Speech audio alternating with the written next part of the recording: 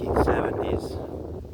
Look at this. No grease, new lines, new gauge, super clean.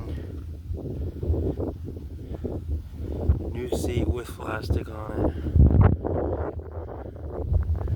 Everything is just super clean for its age.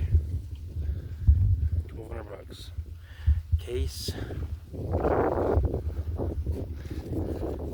It's a case 440. 48 horsepower, 2.4 liter, two-wheel drive, 8 forward gears. It's got those, and then you could shift your low range. It's got double brakes. You can switch them in and out, so you do left or right. 3-point lift. It's got your 2 remotes for hydraulics.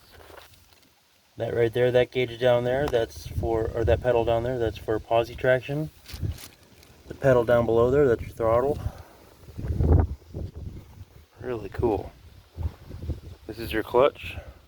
Haven't figured out this other lever right above it, but pretty cool.